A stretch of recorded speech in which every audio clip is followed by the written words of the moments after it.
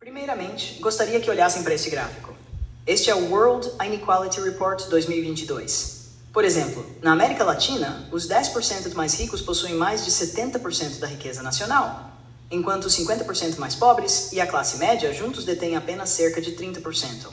Ou seja, a desigualdade é tão grande que supera a diferença de renda entre os samurais e os camponeses antes da chegada da civilização europeia ao Japão. Para uma análise precisa, seria necessário calcular detalhadamente o valor monetário da época, mas pode-se dizer que a disparidade de renda se ampliou para mais do que o dobro da diferença entre os samurais e os camponeses daquela época. Além disso, a desigualdade atual é maior do que a existente durante a era da dinastia Bourbon, na França, entre reis, nobres, clérigos e burocratas militares e os camponeses comuns. Então, por que a desigualdade aumentou mais agora, em uma era de liberdade, igualdade, eleições e democracia, em comparação com os tempos feudais?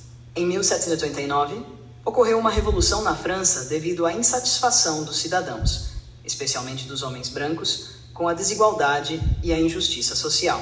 A partir daí, os ideais de liberdade e igualdade se espalharam, levando à implementação do sistema eleitoral. Com o passar do tempo, o Japão foi o primeiro país a propor a abolição da escravidão em conferências internacionais. Hoje, muitos países ao redor do mundo adotam alguma forma de democracia. Mesmo assim, a desigualdade continua aumentando, apesar de vivermos em sociedades democráticas, onde todos os cidadãos possuem soberania e podem decidir o rumo da sociedade através do voto.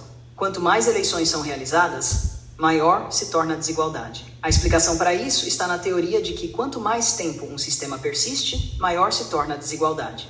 Isso ocorre porque, com o tempo, as classes sociais se tornam rigidamente fixadas dentro da estrutura do sistema, criando os chamados direitos adquiridos, e um ambiente no qual aqueles que são fáceis de enganar acabam sendo explorados. Um exemplo concreto disso é que, após a Revolução Francesa, aqueles que tomaram o lugar da nobreza e do clero como classe dominante não foram os camponeses ou os cidadãos comuns, mas sim a classe mercantil rica e a classe intelectual. Foram estabelecidos a liberdade, a igualdade e o sistema eleitoral.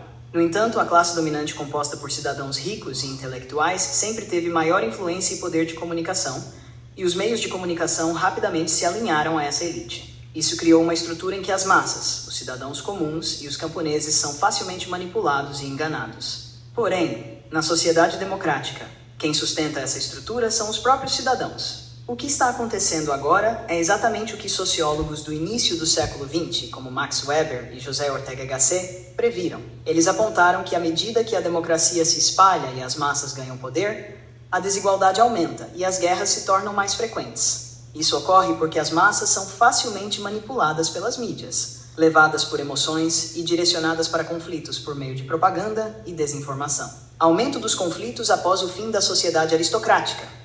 De fato, a quantidade de guerras aumentou à medida que as sociedades aristocráticas deram lugar à democracia.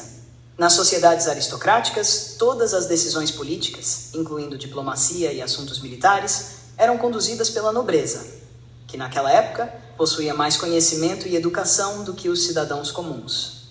Eles eram capazes de tomar decisões sem serem manipulados pela mídia, refletindo e debatendo com base em seu próprio intelecto. Além disso, as terras perdidas em guerras pertenciam a eles próprios, e as tropas que iam para a batalha eram compostas por nobres e seus exércitos pessoais.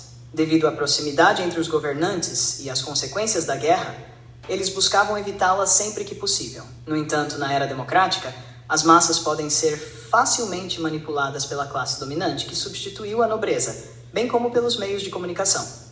Assim, as pessoas são facilmente conduzidas a um único caminho sem reflexão crítica. José Ortega y Gasset descreveu essa tendência dizendo: as massas desejam a conformidade. A era das massas é a era da imitação e do pensamento superficial. O poder da manipulação e da desinformação. Os métodos para enganar as massas são simples.